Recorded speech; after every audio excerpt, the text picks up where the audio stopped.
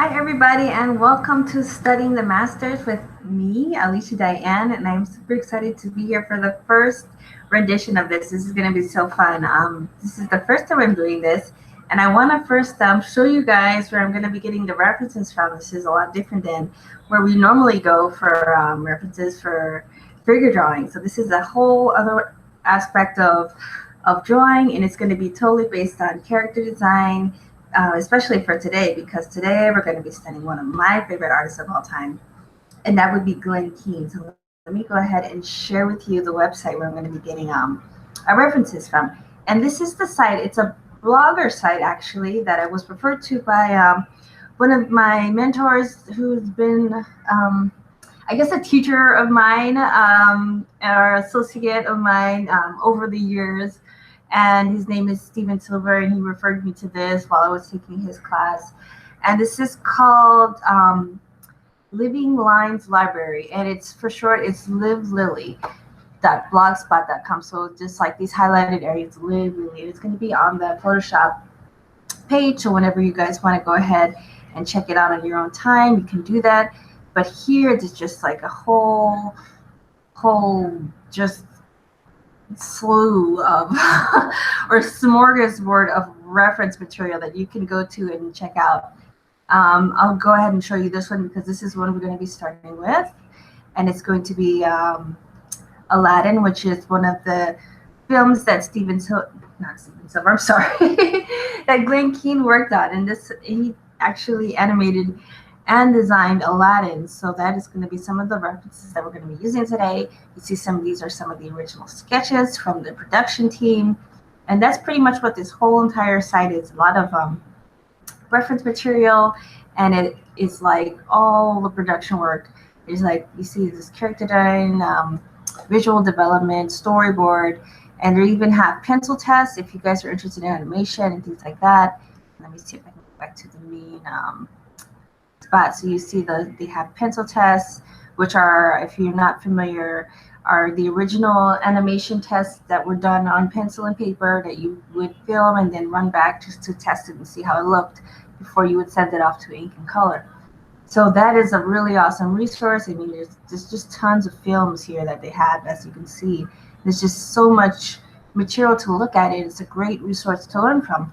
So I'd advise you check out the website on your own time and see, if you like it and stuff like that. And in the meantime, today we're going to go ahead and get started with our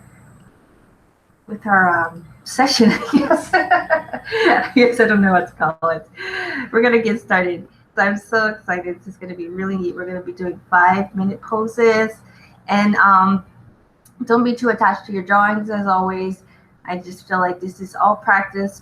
I don't recommend sketching from other people's drawings all the time, but when you find an artist that you do really admire and you want to learn from, you should definitely take some time every once in a while just to sketch their drawings to see what you can learn from it. Because you might think that you can learn from just looking at the drawings, but actually drawing the drawings things are gonna show up that you wouldn't even have noticed if you weren't actually drawing them yourself. So we're gonna do some 5-minute poses, and I'm gonna do both of these in 5 minutes, not each, but together. So I'll try and divvy the time to about 2.5 minutes each, and we'll go from there. So I'm gonna go ahead and get my clock, put my timer on for 5 minutes. I'm gonna make them I'm gonna use a red. I like to use red for cartooning, at least doing the rough sketches. That's just become like a thing that I like. I'm gonna take a sip of soda, remind me.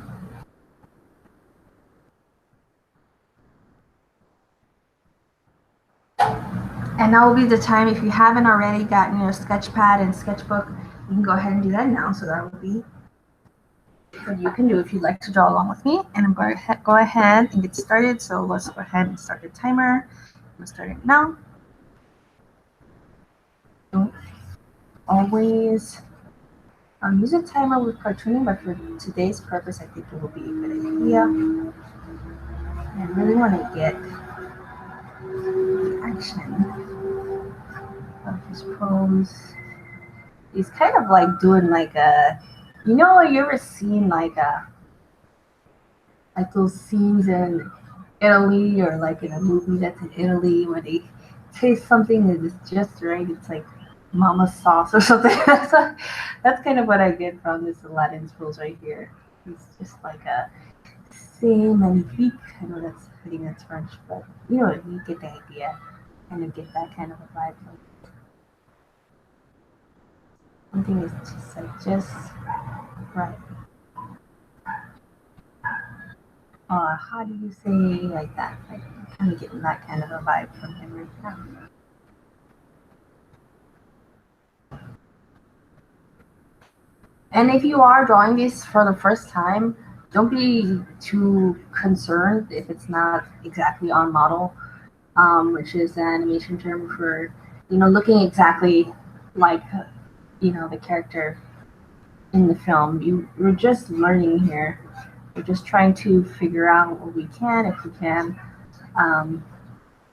Any sort of things that maybe that artist has in them that just makes that drawing just so special. And I'm also being aware of anatomy. You want to use a little bit of your figure drawing, dig into your figure drawing toolbox and kind of come up with reasonable ways of going about drawing the actual body, such as hands and arms, just in using the right proportions and things like that. Things that you already know, things that you want to practice with that.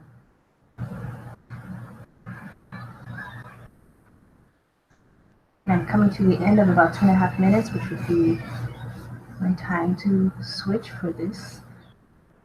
Take this one and make it a little bit smaller. Actually, no, not. To continue drawing and start drawing the second stage. So what I'm gonna do, man, it's like in the way though. Let me move this over. I can start to draw the second.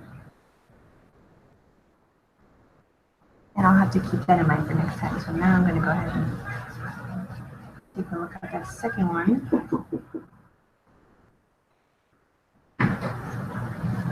Yeah.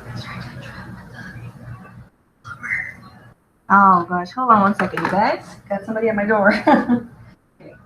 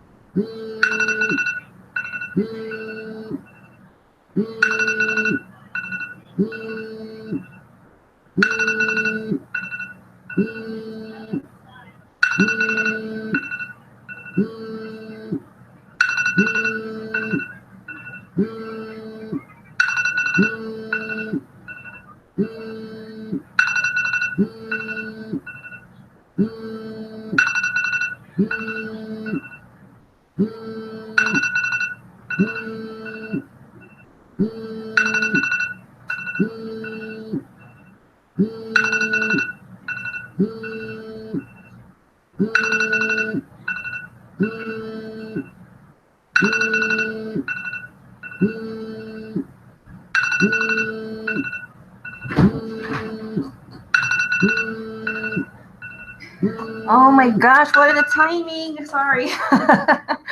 Oh my gosh, I apologize. Life happens. I'm recording live, and that's just one of those things that happen, guys. It's just one of those things that happen. The plumber came in, and totally, I had called in the plumber, but I didn't know like when they would come or anything like that because I'm in an apartment, so they just send the plumber whenever they feel like. I'm glad he came because I got a leaky sink, but poor timing. So I severely apologize. Hopefully you're still watching. Let's move to the next post. Oh man, that sucks.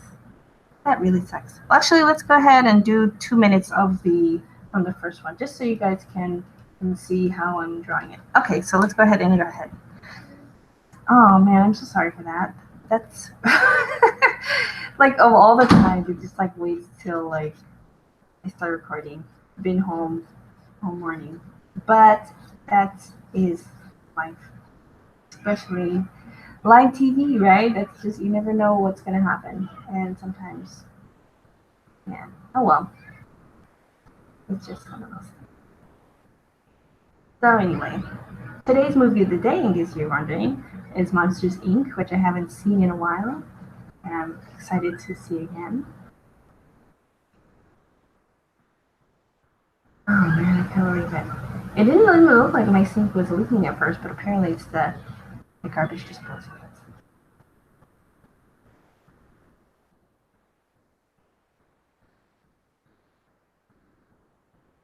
So right now I'm just filling in some of the details, trying to figure out where things go.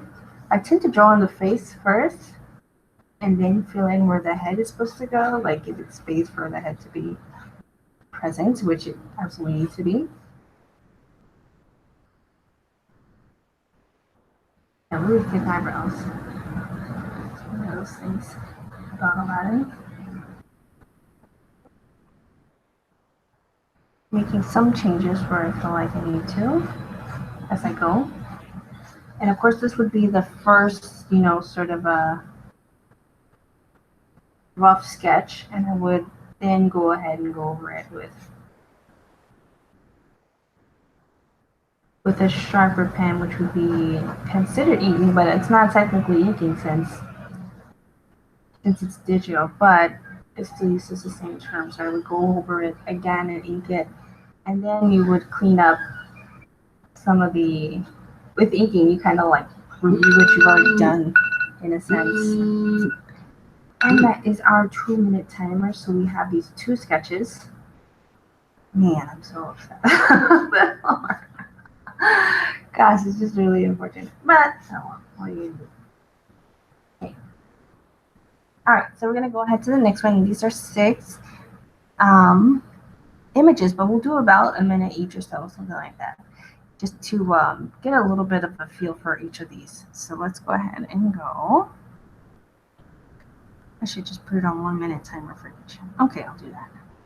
All right, so I'm just gonna go ahead and look at them real quick. Let's see.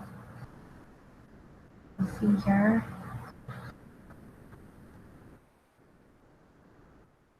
Really kind of sharp angled.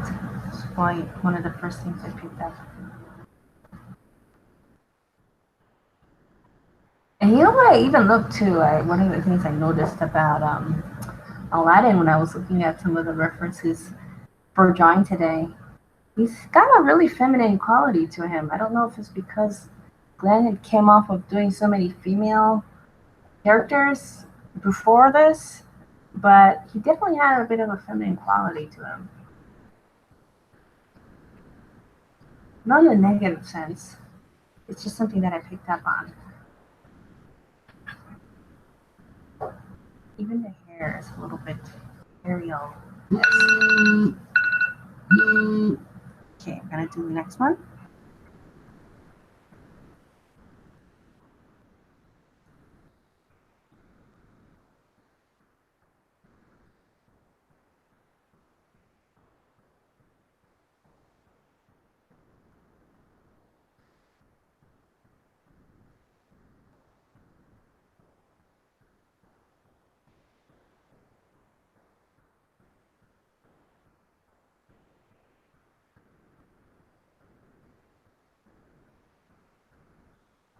Very like pointy sort of a chin, but you gotta make sure not to point it. It doesn't point out. It just kind of points, comes to a point, but it doesn't. It's not pointing out. It's just like one of the little things I'm thinking about him. I'm trying to pick up on the little subtleties. Like even though there are a couple of feminine traits to Aladdin, like the things that he did to really make him look like a young man. I noticed like the high shoulders and like really thick eyebrows. I'm really trying to, make him look like he can be, even though he is a little bit soft featured, he still can go ahead and be a hero and, Okay, so let's do the next one. I'm gonna try and make some space. Let me see if I can move these over a bit. Just a little. And sorry, kind of yet then, so that probably didn't make sense. And what I'm doing is this little trick I learned,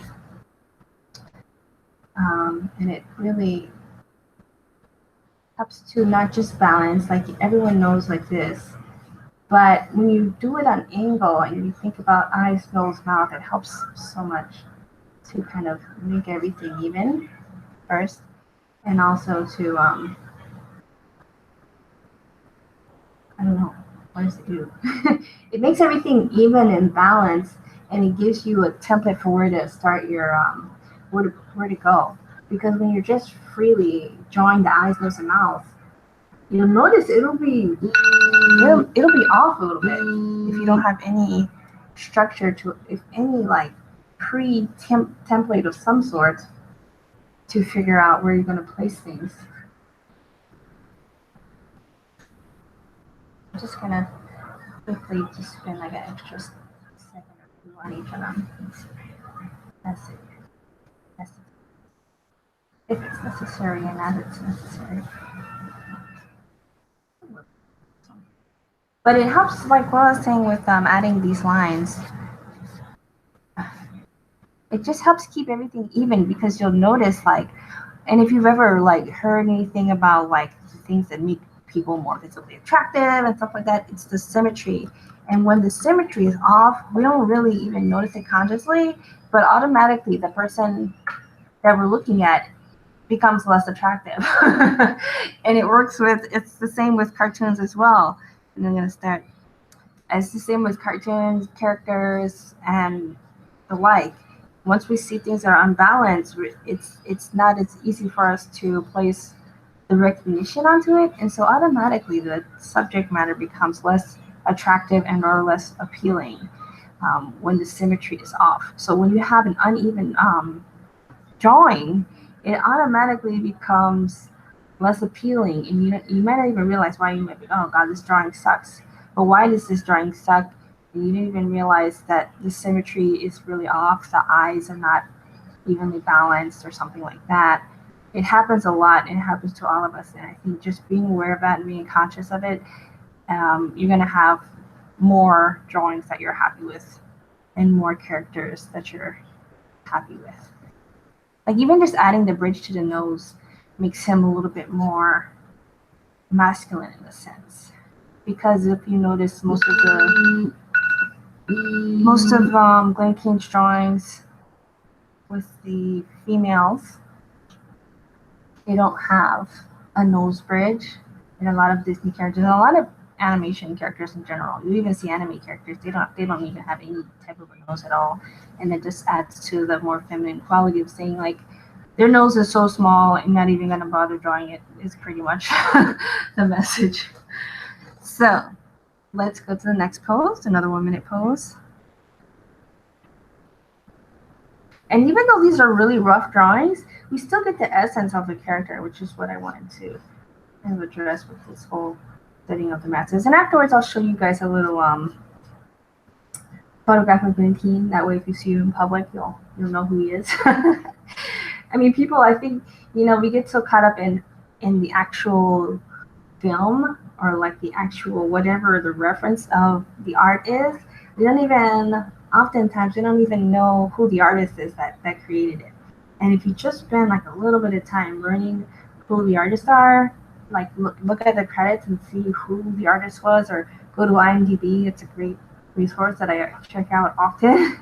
After going to a movie, I'll write the name of the art director or the character designer down in my notes in my iPhone, and then I'll look them up on IMDb if they have a website to see, what else have they done. You'll be surprised sometimes at the other movies that they've done that you are also a fan of, but didn't even know it was the same artist. And you're like, oh, I've been a fan of this guy or this lady, and I didn't even know it, because I love all these films, all these books even, or whatever it is that you like. Okay, I'm going to go to the next one. I'm going to do the last 1 minute pose.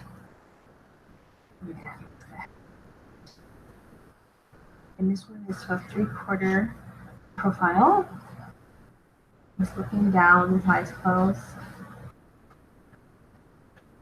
But like the shapes of Aladdin, I'm noticing too, are really simple. He's a really simple character, but he's got so much appeal, and I'm like just thinking of that right now.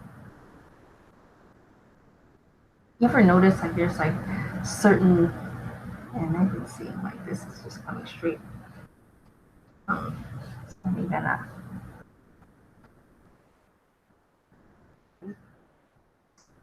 great.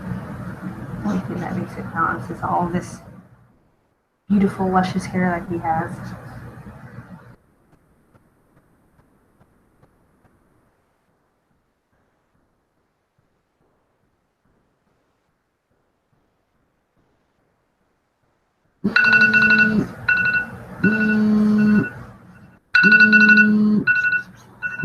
Okay, so geez, I'm so sorry guys about earlier.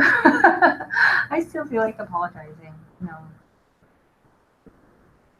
To be sad or anything, but okay, so this one I'm just gonna put on 5, and I'm just gonna do as many as I can, or whichever ones stand out to me, and I'm just gonna go for it. I might not do all of them, obviously, but and also with you, if you're looking at these and you see one that you want to sketch, you can go ahead and sketch it. It's totally up to you which ones you choose or anything like that. So let's go ahead and start.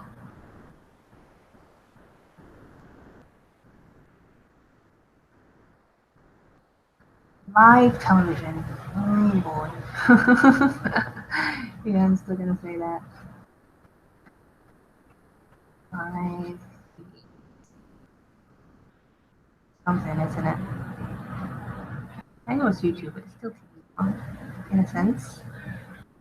I find YouTube more educational for me than regular television. I have like a Sling TV and Netflix. I spend most of the time on YouTube because this is like the kind of stuff I usually watch. I mean, I do have my guilty pleasure. Sometimes I watch, like I watch The View and I watch Wendy Williams sometimes. But when I really want to learn something, I really want to get like some information or watch some documentaries. Most of the time, I go to YouTube. YouTube is a great channel, or not even a channel, it's a platform, I guess is what it's called. Such a simple design. That's I think the biggest thing that I'm learning right now is that Aladdin is so simple but yet so appealing. Why is that? Why do we love Aladdin?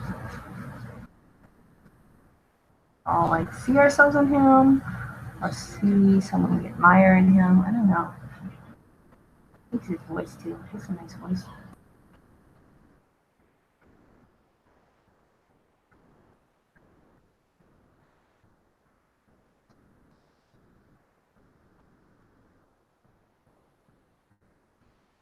Okay, I'm gonna do this pose right next to him too.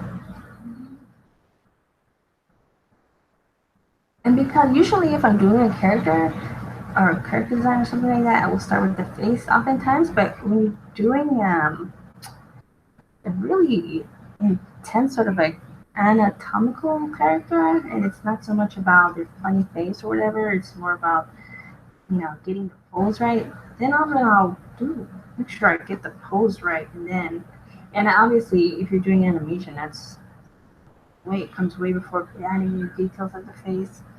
But I think definitely too, whenever I'm doing a character with a lot of real life qualities that have, bones and muscle, to figure that out first.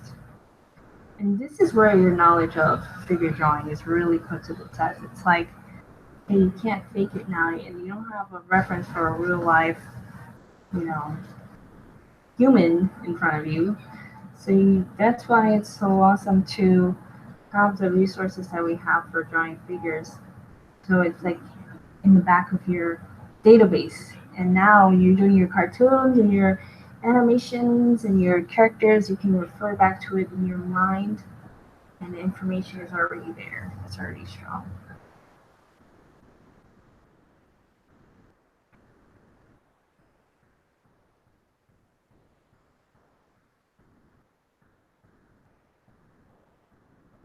He's not looking up, he's looking down. Trying to do a little and just drawing his eyes up, and his eyes are going down.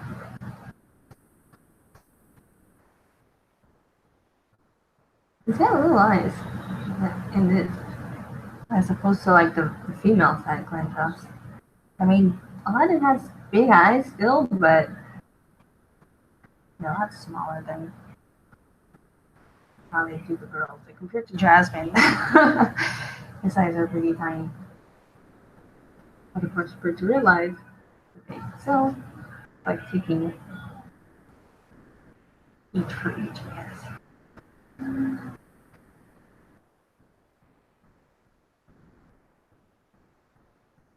I'm gonna go ahead and do another pose. Let's see. I'm just one of these running. That one's just gonna go.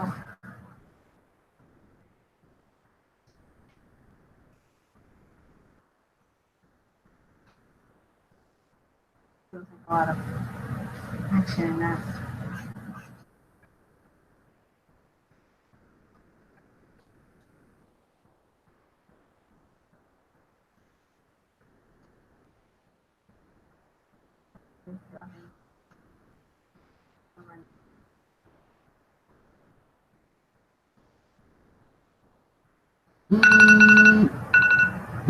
Good thing I did the dishes this morning.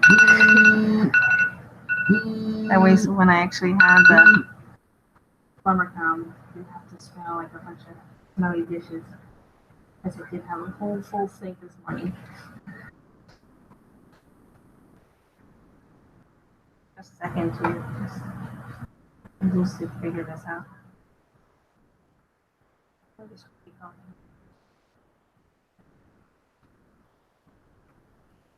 Okay. Needs lightning speed. Lightning speed Aladdin. Okay, so this is going to be our last Aladdin pose. So let's make it a good one.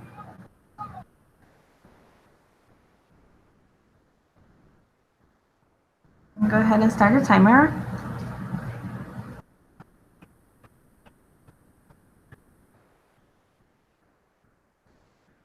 For 5 minutes. And let's go. And this first pose is kind of awkward. It's actually even a little bit off, to be honest. Glen Keane is a master. We all have off drawings. I never say it's probably not a good idea to reference a drawing that's a little bit off. The pose is just a little bit, just vaguely, very slightly wonky. But I am sure that I'm positive that I make many more wonky drawings than Fancy does. So.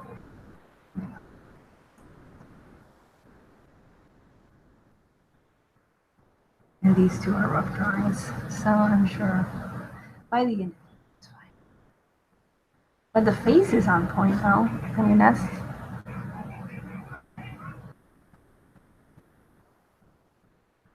make this nose come a little bit.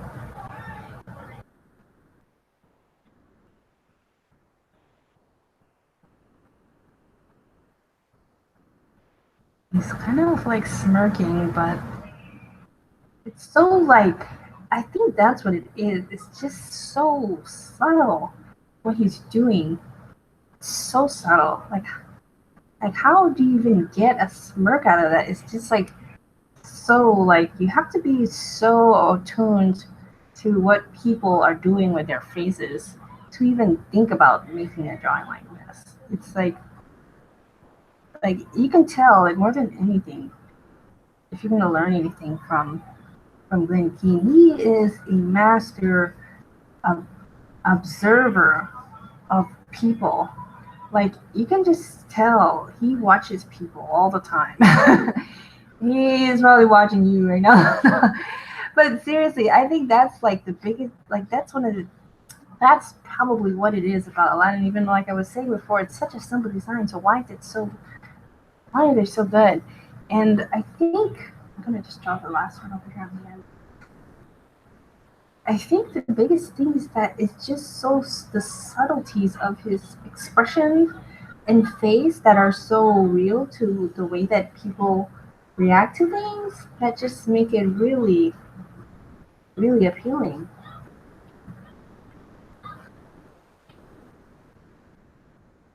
It's so subtle, but so accurate. And I think that's probably what it is that just makes it so very appealing that we can't help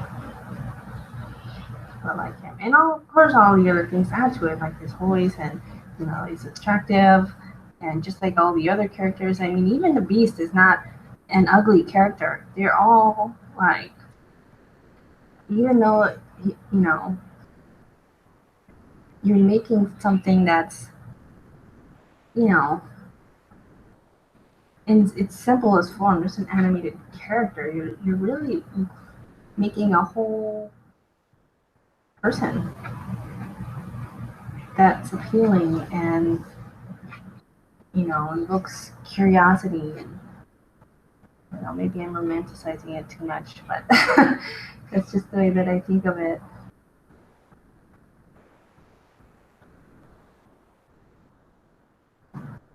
And obviously, there are many artists who master this, and we will be studying them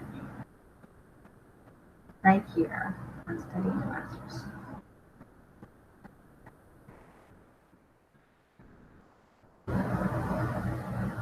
And he's kind of shrugging his shoulders. I noticed that his shoulders are a little bit like up. He's kind of rattling with his false sense of security. And I'm gonna get all of that from just a single drawing because it was done well. Of course, I've seen the movie a thousand times and I remember the scene. This is the scene where he's like introducing himself to like he's trying to like, what is he doing? It's like when Jasmine just walks in and he's like, you know, giving all of his reasons why he's such this amazing Prince Ali, and he's inside he knows that he's totally making everything up, but he's trying so hard to put on this facade of being that guy, and he really wants to believe in himself that he is that guy, and it's the subtleties that just go into like all of it, because you know, even though he's a homeless street rat that has some insecurities, Aladdin is a very confident character, you know.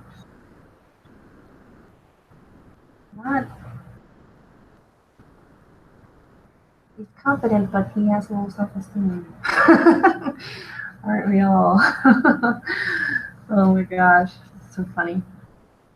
That's why we like him. Okay, this is a drawing from Pocahontas, another one of the films that Glen Keane worked on. He was the lead character designer and animator for Pocahontas, and just an amazing character. Completely historically inaccurate. The way that story was told, and even the sultriness of her clothing, it's like, yeah, it's totally fiction, but it's a beautiful character, and I think it's a beautiful movie. It's not the greatest Disney movie by far, but there's something. It's almost like a good cult movie, like, you know, like a cult classic type of movie. Like, you know, it's not really good, but you still watch it every once in a while just because you're like, yeah, I enjoy this movie. Even though it's, you know, totally weird and all that. But it's still enjoyable. I think they realized, you know, I think that the studio realized that they had really blown it with the accuracy there and started, you know, trying at least to make films more accurate after that. Definitely the difference between Pocahontas and Moana are huge as far as like actually getting into the culture and referring to people who live it and are still a part of that. Even though you add in, you know, all the fiction and, you know, the folktale-ness of everything, it's still a huge difference. So, anyway, other than my little historical and cultural rant, I don't think that's a rant. Rants are angry. I'm not angry. I'm very happy. So we're going to go ahead and start with the 5 minutes. I'm going to focus on Pocahontas. You can also draw I was going to say Jon Snow, but he's not Jon Snow. But I'll probably just vaguely put him in. But I'm going to be mainly focused on Pocahontas here. Okay, let's start. I'm going to put his body in. I'm going to say focus on Pocahontas. Start drawing Jon Smith Snow. I just want to vaguely put his body in so I know what she's reaching after. That hunky man. She was only 13 years old. She was reaching for that hunky man with her 27-year-old body. It's kind of hilarious. Yeah, whatever. It's super romanticized. Whatever happened to Pocahontas? She did not ever go with Jon Snow, but apparently she fell in love with another bidder. tree. What is the word? Honest. Oh, well, she fell in love with another European man and moved to Europe, England, I believe, or United Kingdom, and got smallpox and died. And that is the story of Pocahontas. As far as I know, like, you know, what happened with Pocahontas was not that. It was definitely not a love story at all. I don't know what the reason was, but for some reason she felt compassion for this trader, and told her father not to kill him, and that was it. He did not kill him. He probably should have, because I mean the guy probably ended up having him killed eventually. I don't know, but yeah, poor Pocahontas. The guy probably fell in love with her and told everyone about it, which is kind of sick. If he's going back to Europe and telling all these people the story of this young girl who saved his life, who was only 13 years old, yeah, that kind of makes him a pedophile-ish, bearish. That's why it's still like romanticized to now, you know. But it's really a creepy kind of story. But you know, what are you going to do? Not to kill the whole the whole vibe for anyone, especially if you're like, you know, fan of the movie. Not to kill the vibe, but you know, just a little bit of historical context to what was happening at the time. I really liked the way that Glen captured the sort of look of Pocahontas. It's not really realistic at all, but it's almost mask-like her face. It's just so sharp and hard, and it is a little bit mask-like, but I think he was definitely going in the right direction. He made her like really stunning to look at as a character.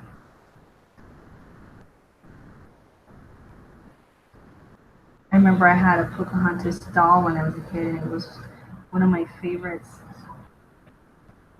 I still make Disney dolls. I still have a bunch. I have a different Pocahontas doll now, but I do have one. I collect the dolls. That's everything, but it's a true fact. And maybe I'll just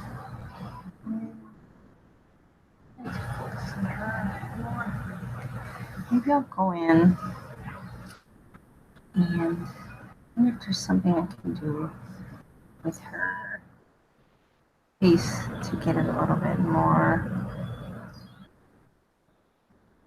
of what I'm trying to get to here. Her eyes are open, but they're barely looking down at him. It's really subtle too. Really super tiny nose.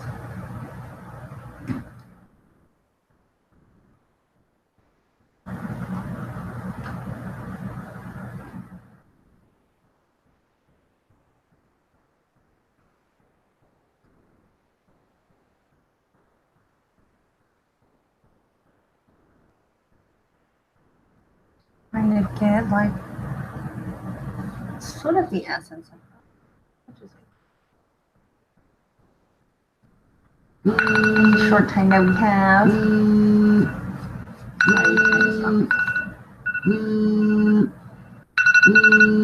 There it goes.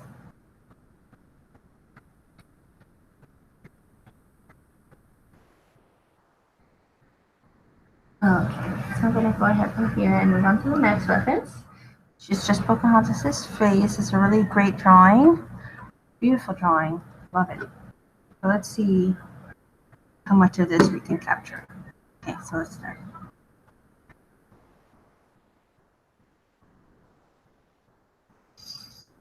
I think, let me open the door for you.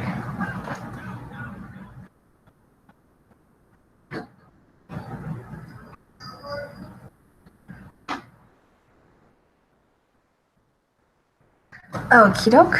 So I'm gonna go ahead. I think one of the greatest things that he got was really like, um, he really studied, and he talks about this in one of his talks that he did at CTN about studying the faces of women who were like, well, mainly like brown women, pretty much, Hispanic women, Asian women, and I don't know how much of a reference he got of actually Native American women. I don't know um, how much of that he actually got, but he does talk about drawing a lot of Hispanic and Asian women to kind of get the sense of her, because he was drawing just on an everyday basis, just women he would see in public that had a similar look to what he was trying to go for. So every day, him living in Burbank, you know, the culture, he has to kind of deal with the culture that's here in, Southern California. And there are all different types of races, but I mean, just the quantity and that you're going to see is going to be not as highly Native American in this area. So, for reference, he did a lot of what was here in California. So, I just think that kind of the design that he came up with, just doing these kind of angular poses and really going after this really much fuller lip and really kind of abstracting this kind of a look that is totally different from any of the other, Disney princesses that had come before her. It's a totally different direction with this character, and I think that was really an amazing thing that he got. And even though she doesn't really look like a real person, because he was combining all these different races and putting together to make this Native American woman, I just think that he did a really good job. And I think it's okay that it's really stylized. Um, there's just something kind of special about it. It's just something just like really, really, you know, fictional but appealing about her. It just looked nothing like any other princess. So that's what I think.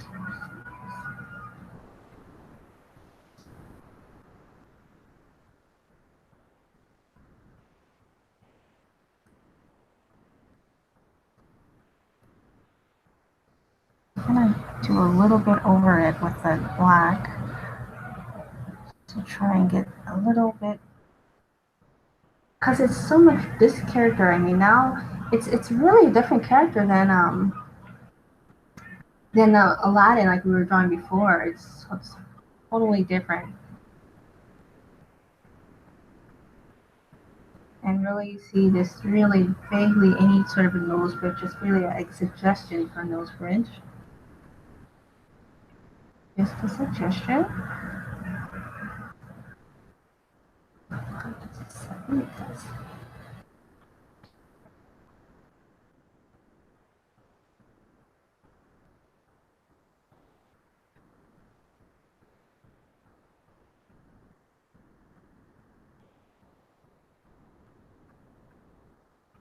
And I hope that I'm doing it somewhat of a justice. Obviously, it's not the original, but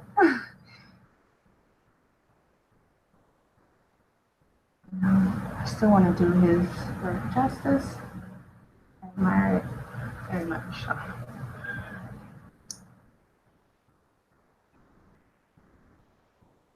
And really, like the whole ultimate purpose of this is to learn from it. What is it that's making these characters so appealing? What is it that he's doing? And as you draw it, hopefully that will start to show through a bit. Or even as I draw it, hopefully. For me, it's always helpful to actually see people drawing. then you can kind of get a sense of where they're coming from more than ever.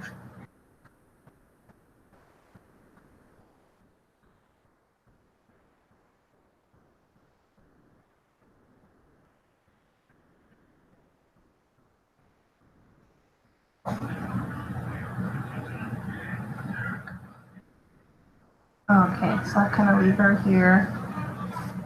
Just be just around the rubber band. I know, that was a horrible joke. And we'll do these. We'll do 5 minutes, so we'll do 1 minute each. And these are more action poses. This is more for the people who are interested in animation. And Glen Keane did both. I mean, I don't know how he was able to be such an effective designer and animator. I mean, obviously there were a bunch of them back in those days too. I mean, that was back in those days, but you know what I mean? Like people just gained both skills, and there's so many artists that work there that great character designers and great animators, because the title of character designer didn't even exist, 20 years ago, 30 years ago.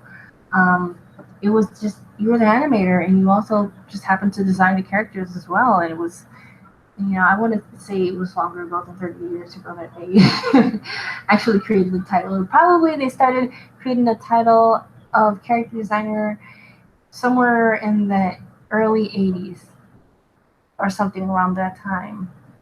But even then, it was animators who got that job title. So, I mean, when they were making like Sleeping Beauty and Pinocchio and things that were really, there was no title at all. So anyway, beyond that, let's go ahead and get started. And we're going to do 1 minute of these each. And now you can really be loose with it, because now it's all about the pose. Now it's just all about like that action, because that's an animation. That's what is gonna stand out more than anything. I mean, you can have a ton of pretty drawings, but if they're just standing there, it's not animation, it's illustration.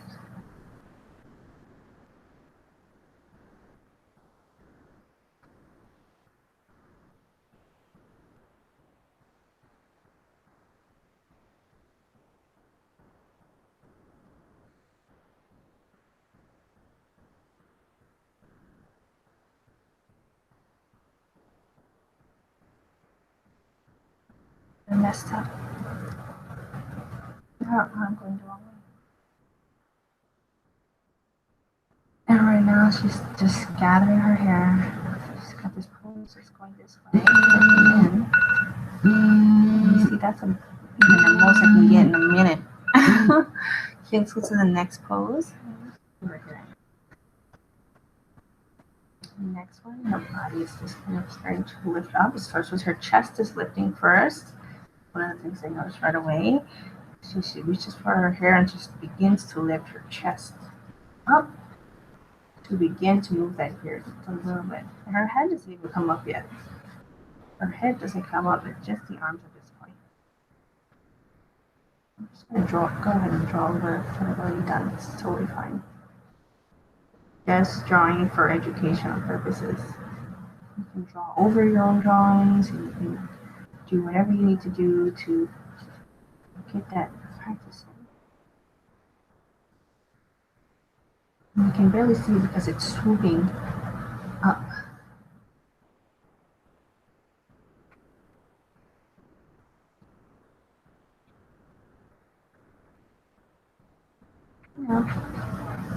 Swooping your hair up, the front part of the hair is still flat down.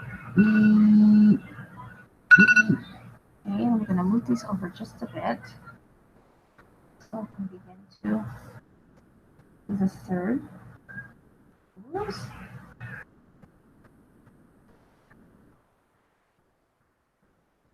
Okay, so I'm going to start on 1 minute now. And now that head goes back. Okay. Just barely lifts up, just barely a little bit more. That head goes way back.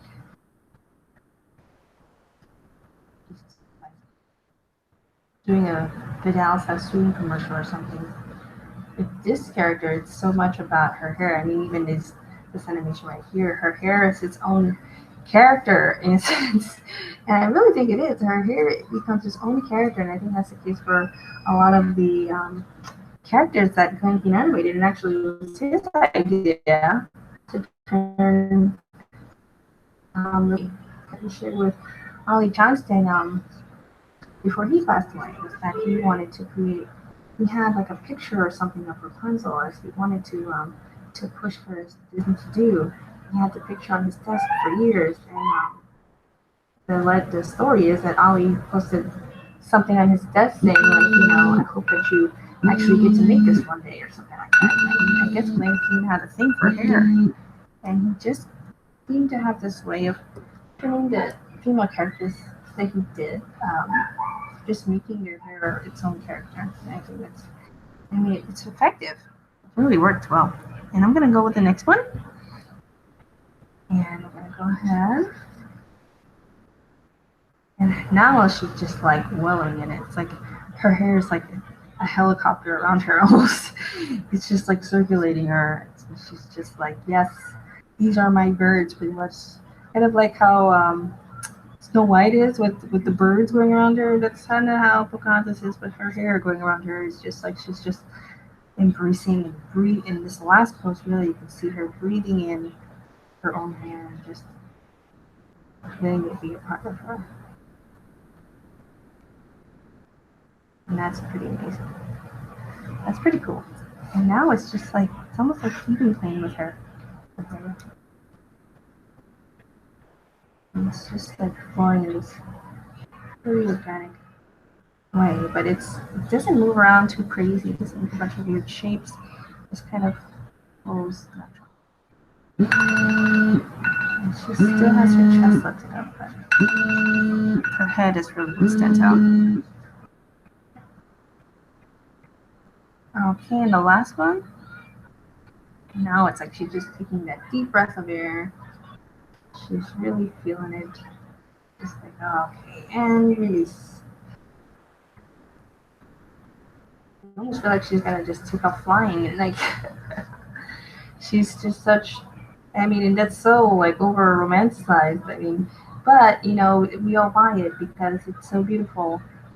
I mean, I don't know anybody that really does that with their hair. I don't know anybody that really embraces their hair like on that level. I mean, it's kind of like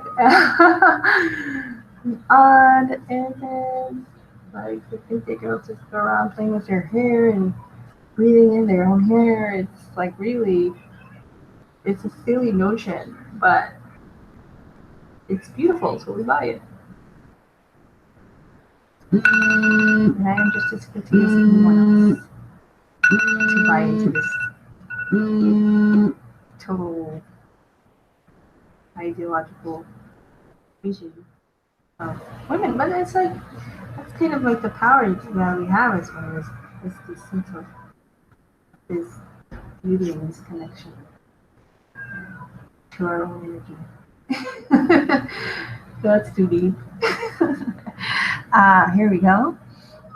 This is Rapunzel, of course, and we're gonna be doing a little bit of Rapunzel, and I hope that this is a character you all are familiar with, I'm sure, and this is one of the characters actually that Glen designed with his daughter, Claire Keane, and actually she's very largely based off of his daughter, Claire Keane. And even though the movie was done in 3D, they still used a lot of Glen's insight into animating, and he actually would draw over a lot of the CG stills just to show the animators to put more of that drawing feeling into it. And that's, I think, why, even though this movie was 3D, it was super effective as an animated princess movie, and it was done really, really well. And let's go ahead and get started with that little introduction to Rapunzel. Obviously, I'm a huge Glen Keane fan. I just think it's awesome. Awesome.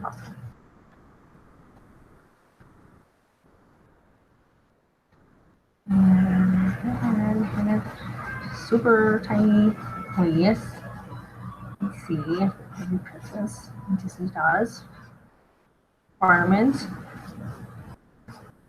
And go down. And to very lightly put in all the details. Put in all of the kind of markers of where I want things to go. She's holding onto her hair here, it looks like. Very loosely holding onto it. Her head is just slightly angled, just to like look up at you with that sense of that feminine energy that she has.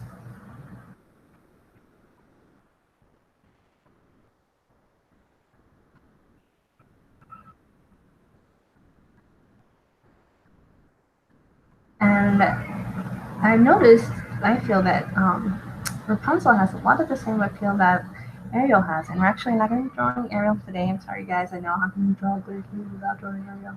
There weren't any references on her area, unfortunately, on the Live Lily website, but there are a ton on Pinterest, and maybe we'll do just an entire episode coming up with just Ariel. Why not? She's okay. But obviously she has a lot of the same traits that Ariel has, those big globby eyes, the same type of nose and such. But I mean, in real life, I mean, it's like the references he was using, he used his wife to reference for Ariel, and he used his daughter to reference for Rapunzel. So essentially, Rapunzel is Ariel's daughter. That's so weird, huh? So that's kind of cool to know too.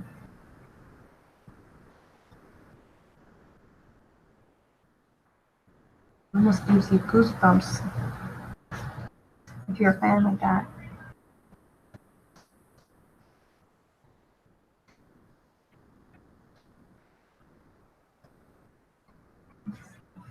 Coming up right here.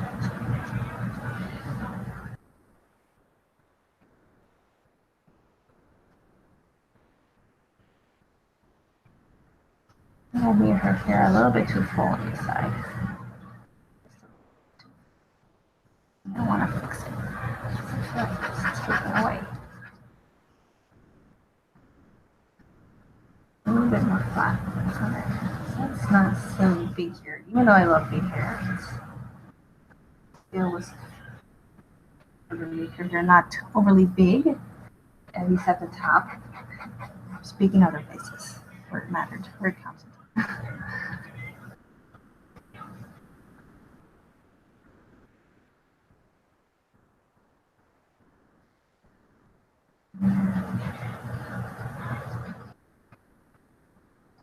A bit of the details of her costume. You know, that's not as important to us here right now. I still want to fill these things in. They're still very much important, but characters have clothes and they're all done. And I love the clothes that they give her. It's really feeling very princessy. She probably has the most princessy clothes of all the princesses, to be honest.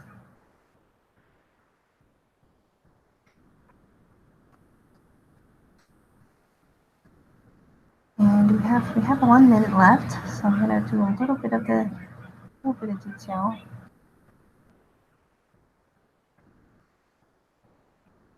A little bit. And with Glen's characters, most of the biggest thing that he's focusing on just to get to you, audience, is the character's eyes. That is a super component of his. Mentioned that before. Just to when people watch a film, they look in the character's eyes, and that's really where they have to get their sense of reality and their sense of connection with the character. I mean, even in with the Beast, he gave the Beast human eyes, and he did it just for that purpose of letting the audience be able to connect, letting Belle be able to connect.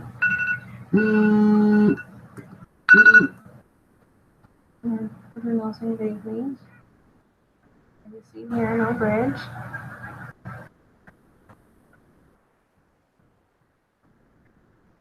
Also a little bit lower. Give a little bit of spunk, those lower eyebrows. Taking a little bit of a hint of an attitude that a daughter would have. That's one thing I never noticed before. Exactly why we're doing this, to pick up on the things that we didn't notice about these characters. And that's one of the things that I realized I didn't even notice before, that little bit of an attitude with the lower eyebrows. Vague sense.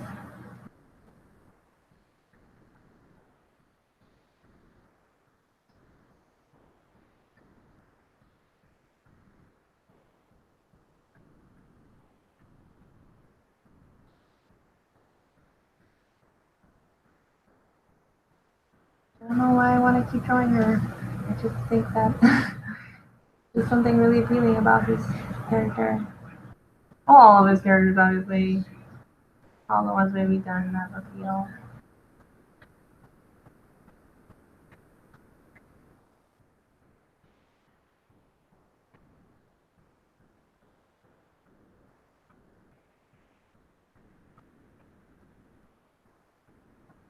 Watching Monsters Inc. It's such a funny movie. Her eyes are a little bit off. This eye is just a little bit too small. I'm realizing it's not even.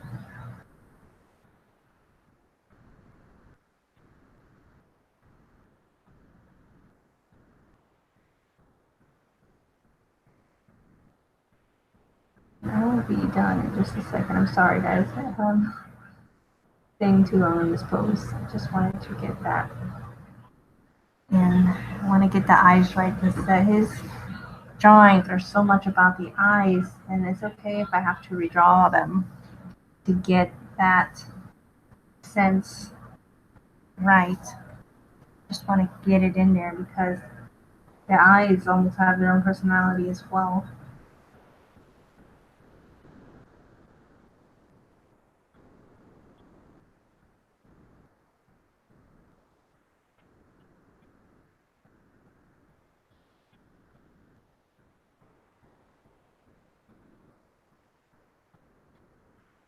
Anyways, just let me quickly put the eyes back in, try to get them with as much character as possible.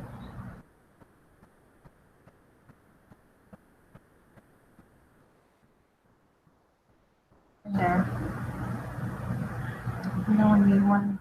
No, I made this one too big.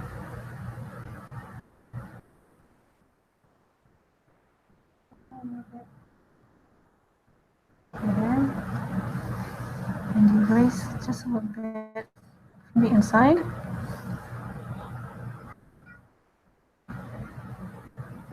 Make it more even, because remember I told you the balance of having the symmetry on both sides, making sure that both sides are even is super important.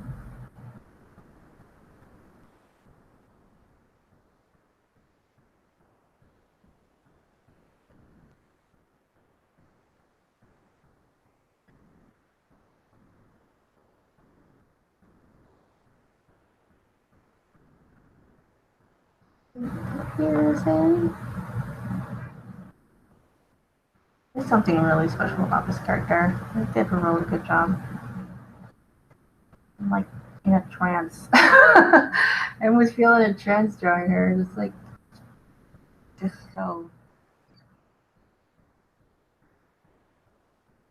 neat.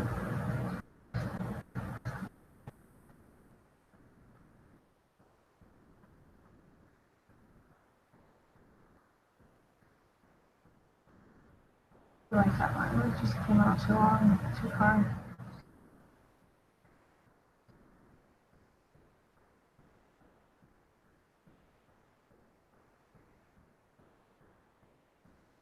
Yeah, there's definitely something really special about this character. Really, really well done.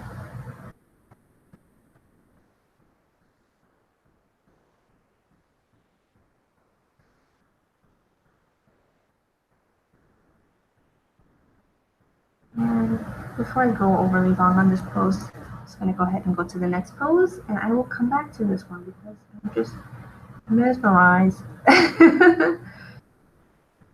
for whatever reason in my head. So cool.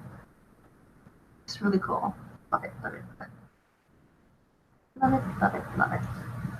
Okay, let's go to the next pose. Sorry, I had a moment with Rapunzel there. This is another Rapunzel pose, which is awesome. So we're going to take a few minutes to kind of sketch this one out. You know what I just realized too? It's like a really a same sense of appeal in the evil witch in this one, like the evil witch mother that kidnapped her. I mean, she has really, they did a really similar style to the eyes of her. What is her name? Lady something. Anyway, that's unimportant at the moment. I'm gonna go ahead and start the timer.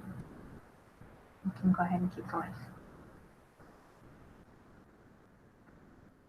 And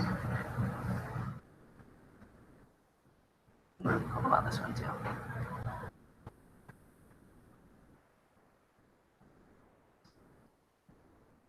Being dramatic with my angles here, but I think that's a good thing. Because even though like she's doing all this attitude and stuff, she's still being feminine enough to put her wrist up. And ladies, let's study these. Because we'll notice that they do these little perks that just make them a little bit more feminine. And like if she had her hand like facing the other way, like fist in toward herself, it wouldn't have looked nearly as delicate. But the fact that she has her sort of wrist facing out, she has her palm facing out, makes a huge difference to the character. Because I was about to, because at first glance I thought her wrist was facing out, and then I looked and I said, oh no, her wrist is facing in. It just makes her so much more feminine and delicate. So like the little details also that he put into just making his princesses really, you know, like almost to a T, just really going in it. Really cool.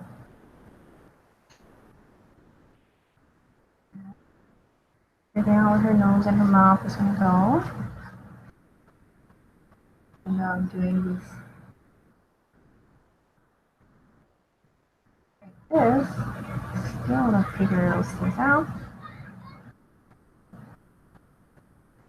And a really wide smile. Super wide smile, actually.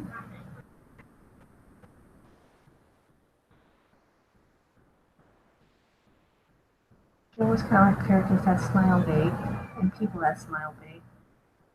They seem, I don't know, more trustworthy or more trusting, more, I don't know what it is, or appealing in some kind of way.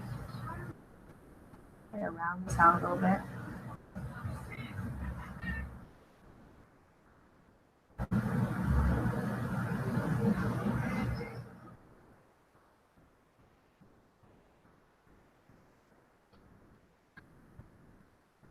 It's really kind of a little bit more squarish than Ariel's is.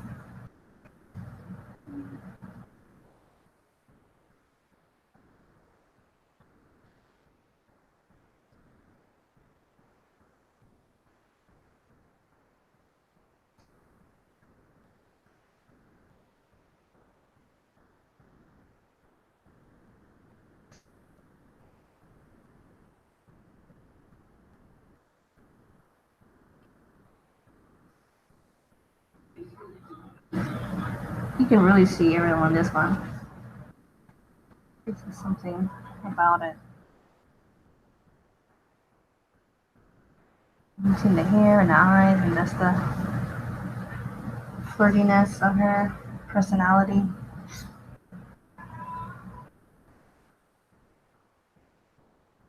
Okay, we got a minute left, so I'll do a little bit of detail.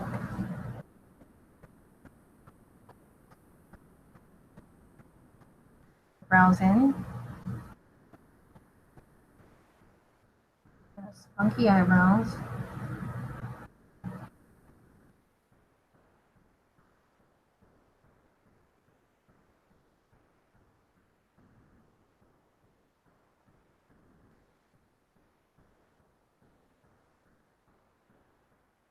I mean, it's important to practice this to just kind of build up your eye for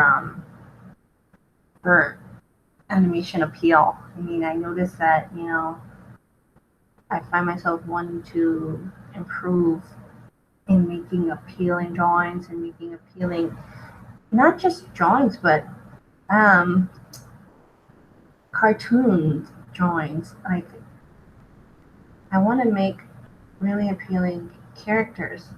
And one of the things to do that is to study people who make really appealing characters. And that is the whole purpose, is that we can study this together so we can both get better at making appealing characters. Because it is really essential. Okay, we got one last sketch. And it is Tarzan. That's our last drawing of the day. He is one of the famous characters of Glen Keane, and actually probably the most anatomical Disney character of all time, I would think. I mean, it's just so much anatomy in that movie, so much anatomy in the design. It's just incredible. It's just like, you can tell like he was not playing around with the detail in this one. So with that being said, I'm going to go ahead and start this one. We're going to do 5 minutes again, and let's go ahead and go. And this is going to be our last pose of the day, guys. And I really want to get the anatomy really first. So it's like so much of this drawing is just really getting that anatomy. Even though it's obviously a caricature,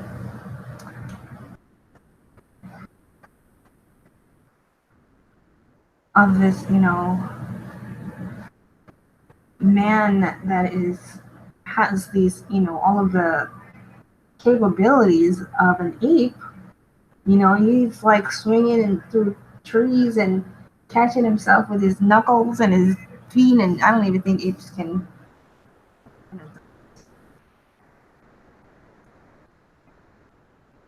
We all mess up somehow.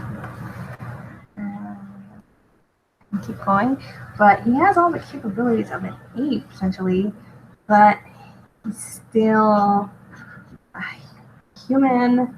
I don't know. It's just bizarre a little bit. It's just kind of bizarre. I'm just gonna try and narrow in on what he's doing here. He really went to town with this guy. He was really like, I think he was just going for his Lifetime Achievement Award with this one. And even though Tarzan is not my favorite animation, or the one that design that Glen Keane did, I just something that you can't deny how well it was done. I mean, it was just done beautifully. Some people are huge. I remember, like, Brandon, if you're watching, I remember one of my what do you call it? His colleagues, but peers, when I was going to school of visual arts. One of my friends there, he was a peer of mine, a huge fan of Tarzan. He loved the film, he loved the design of Tarzan, and it was his favorite. I just remember paying more attention to it after that. And it's like, oh, okay, that's your favorite. So what is it that's so great about this? Oh, wow. Design is really great. You really went to town on the anatomy of that one. Really thought about it. And it's sad that, you know, obviously kids don't go to the movies to see this, you know, genius anatomy. But, you know, I think it is films like these that inspired future artists. I don't even realize it at the time they're watching it, but like, they watch it, get inspired, and when they grow up, they become an artist, and they didn't even, you know, realize it right away at first, but just somehow sinks in. Like, wow, look at what they're making. Look at the types of things that you can do with this medium, this cool medium of animation. I really want to get his face in here, so I'm gonna shrink it down just a little bit, about 90%.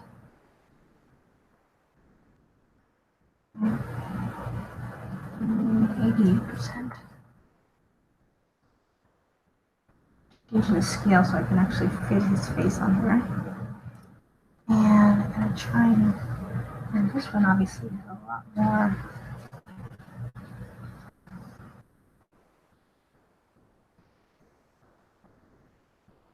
It's a longer pose to draw than some of the other ones we did, but this one is obviously a lot more based on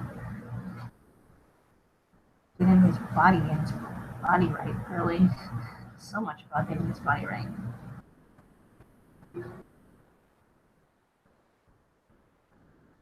Really, and it really caught like the ape likeness when we were doing his facial expressions, you know, and his feet really. And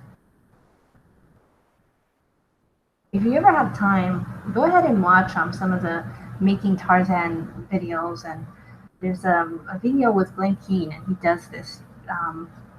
He has this video about what it was like when he was researching the film, and he would have these anatomy teachers come in and teach the animators all of these crazy things. He was like one of the best anatomy teachers in the world, from some guy from super famous university in France or something that I don't know the name of, I'm sorry, but it was really neat to hear like how he really went after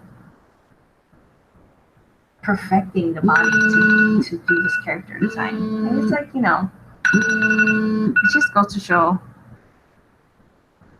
you know, you're not limited to just making cartoony faces when you're in this field. And I think it's really, he really just took everything, all of this, to a whole new level. It's really cool. Okay, guys, this is our last pose. So I hope that you guys had fun, and I hope you enjoyed our first episode, our first session, our first lesson in studying the masters. And it's been so much fun for me. I think this was really neat, and definitely want to do this again next week. And it was really cool. Really, really cool. I hope you guys got something from it and learned a little bit about the masters while you were here. And I'm going to switch back to me. And I just want to say thank you so much for watching. And if you got anything from this, give it a like and a share, and especially subscribe. That's like the best thing that you can do. And join me here every week for more stuff. It's like the most awesomest thing. But anyway, I hope you guys have a great week. And I will see you here on Friday for Figure Friday. And as always, dream big, be grateful, live balanced, and be yourself. See you next time. Bye-bye.